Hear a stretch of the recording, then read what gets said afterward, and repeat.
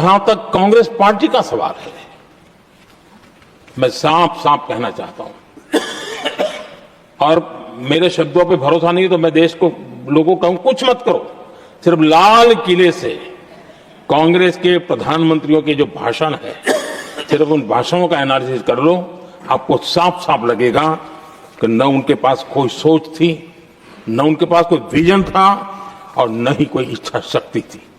जिसका नाम लेने से कभी कभी आप झिझकते हैं और कभी कभी उनका नाम धड़ाधड़ इस्तेमाल किया जाता है अपने आप को बचाने के लिए।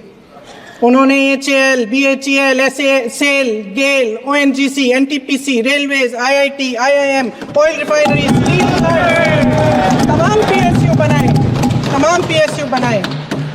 अध्यक्ष महोदय, उनका नाम पुस्तकों से मिटाया जा सकता है, उनका नाम भाषणों से मिटाया जा सकता है, लेकिन जो उनकी भूमिका रही इस देश की आज़ादी के लिए और इस देश के निर्माण के लिए, वो इस देश से कभी मिटाया नहीं जा सकता।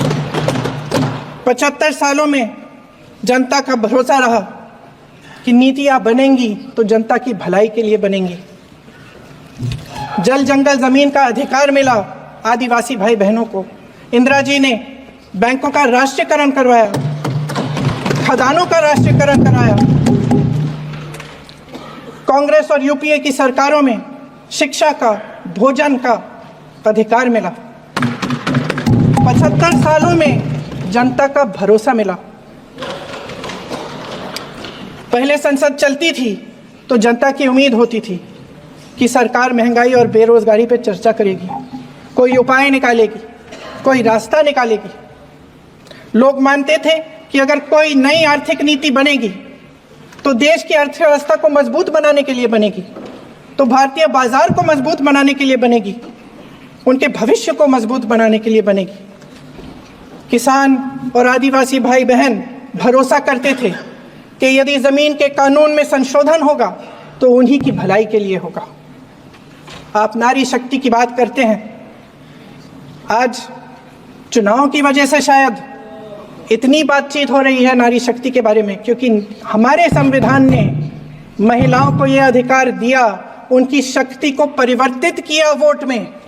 और आज आपको पहचानना पड़ रहा है कि महिलाओं के बिना, कि नारी शक्ति के बिना ये सरकारें नहीं बन सकती हैं। इसीलिए आज आप नारी शक्ति की बातें दोहरा रहे हैं।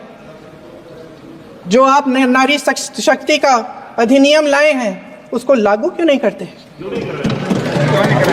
वो 10 साल बाद लागू क्यों होगा? क्या आज की नारी 10 साल इंतजार करेगी उसके लागू करने के लिए? क्या बात है, क्या बात है।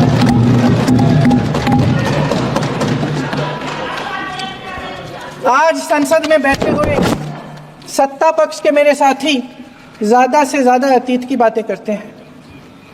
1921 में क्या हुआ, कब हुआ, नेहरू जी ने क्या किया।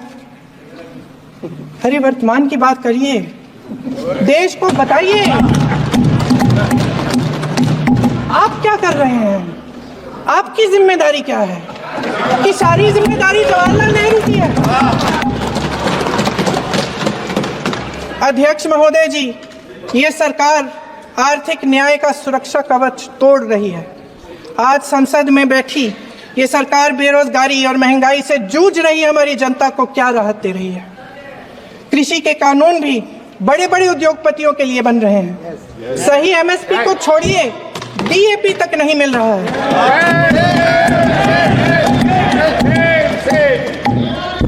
वायनाड से लेकर ललितपुर तक इस देश का किसान रो रहा है। आपदा आती है तो उसको कोई राहत नहीं मिलती। भगवान भरोसे है आज इस देश का किसान, उसको छोड़ दिया गया है। आज हिमाचल में देखिए, जितने भी कानून बने हैं वो सब बड़े बड़े उद्योगपतियों के लिए बन रहे हैं। हिमाचल में जो सेब उगता था, उसके जो छोटे छोटे किसान हैं वह रो रहे हैं, क्योंकि एक व्यक्ति के लिए सब कुछ बदला जा रहा है। सुनने की हिम्मत रखो। मैं अध्यक्ष महोदय जी,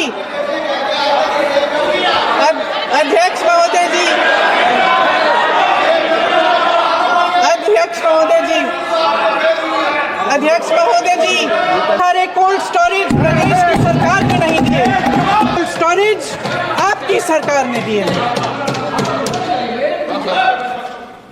देश देख रहा है,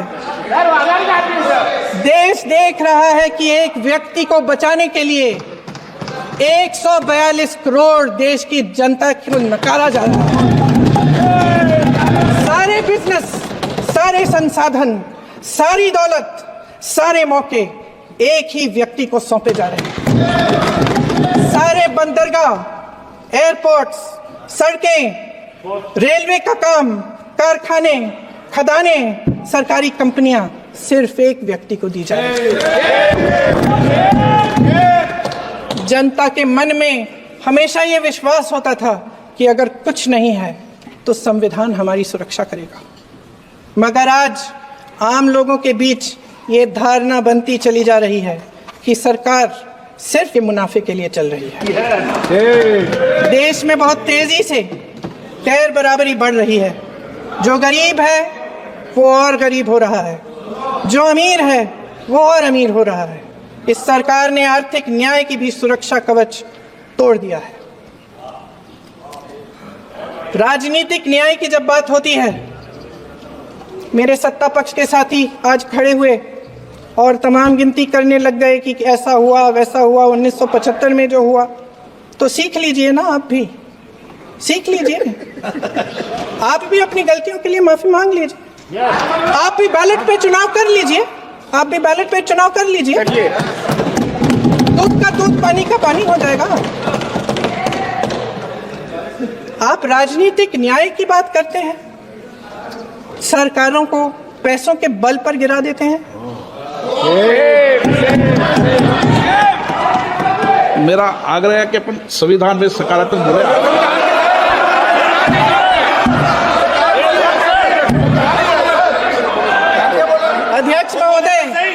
अध्यक्ष महोदय, सत्ता पक्ष के हमारे साथी ने एक उदाहरण दिया उत्तर प्रदेश की सरकार का, तो मैं भी एक उदाहरण दे देती हूँ। महाराष्ट्र की सरकार का मैं भी एक उदाहरण दे देती हूँ। हिमाचल की सरकार को तोड़ने की कोशिश किसने की? पैसों के बल पे की। गोवा की सरकार, तमाम उदाहरण है। क्या ये सरकारें जनता ने नहीं चुनी थी? क्या संविधान इन पर लागू नहीं था? पूरी देश की जनता जानती है कि इनका, हंसती है, जानती है कि इनके यहाँ तो वॉशिंग मशीन है, तो यहाँ से वहां जाता है वो धुल जाता है। इस तरफ दाग, उस तरफ स्वच्छता। और मेरे कई ऐसे साथी हैं जो इस तरफ होते थे उस तरफ चले गए, मुझे दिख भी रहे हैं, वॉशिंग मशीन में शायद धुल गए हैं। अध्यक्ष महोदय, जहां भाईचारा और अपनापन होता था, जहां हमारे संविधान ने एकता का सुरक्षा कवच दिया था, वहां शक और घृणा के बीज बोए जा रहे हैं। एकता का सुरक्षा कवच तोड़ा जा रहा है। प्रधानमंत्री जी यहाँ सदन में संविधान को की किताब को यूं माथे से लगाते हैं, लेकिन संभल में, हाथरस में, मणिपुर में जब न्याय की गुहार आती है, उठती है, तो उनके माथे पे शिकन तक नहीं आता। शायद समझ नहीं पाए हैं कि भारत का संविधान संघ का विधान नहीं है। भारत के संविधान ने हमें एकता दी, हमें आपसी प्रेम दिया।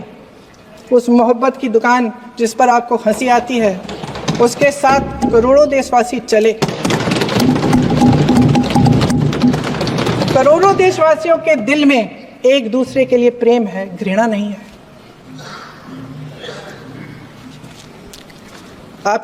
इनकी जो विभाजनकारी नीतियां हैं, उसका नतीजा हम रोज देखते हैं। राजनीतिक फायदे के लिए संविधान को छोड़िए, देश की एकता को भी ये रख नहीं सकते, इसकी सुरक्षा नहीं कर सकते। हमने संभल में देखा, मणिपुर में देखा। दरअसल इनका कहना है कि अलग अलग इस देश के अलग अलग हिस्से हैं, लेकिन हमारा संविधान कहता है कि ये देश एक है और ये देश एक रहेगा। जहां खुला विवाद होता था, अभिव्यक्ति का सुरक्षा कवच होता था, इन्होंने भय का माहौल पैदा किया है।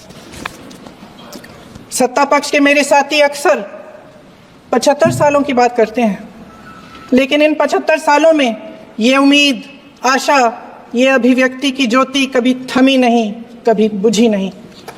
इस देश की जनता ने खुलकर आलोचना की, निडर होकर धरने किए, प्रदर्शन किए। जब जब जनता नाराज हुई, तब तब सत्ता को ललकारा, उसे चेतावनी दी, बड़े से बड़े नेताओं को कटघरे में खड़ा किया, उनसे जवाब मांगा, न्याय मांगा। इस देश के छोटे छोटे से नुक्कड़ की दुकानों में, चाय की दुकानों में, इस देश के घरों में, गलियों में, मोहल्लों में, अखबारों में, प्रकाशन घरों में, न्यायपालिकाओं में चर्चा कभी बंद नहीं हुई। लेकिन आज ये माहौल नहीं है। आज जनता को सच बोलने से डराया जाता है, धमकाया जाता है।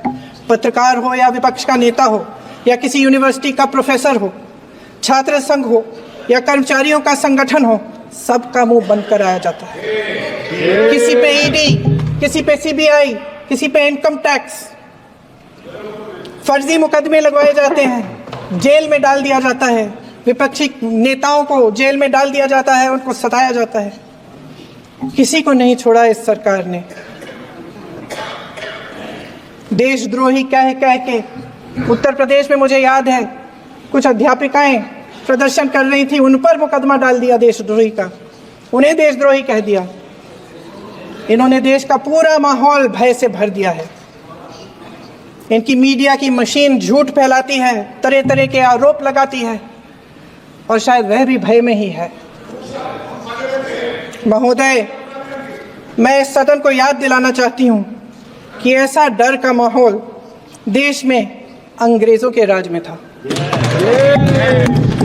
जब इस तरफ बैठे हुए गांधी की विचारधारा वाले लोग आज़ादी की लड़ाई लड़ रहे थे और उस तरफ वाली विचारधारा वाले लोग भय में रहकर अंग्रेजों के साथ साठगांठ कर रहे थे।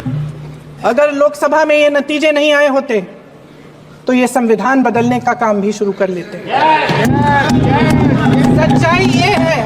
सच्चाई ये है अध्यक्ष महोदय कि आज संविधान संविधान संविधान बार बार इसलिए कह रहे हैं क्योंकि इस चुनाव में इनको पता चल गया कि इस देश की जनता ही इस संविधान को सुरक्षित रखेगी।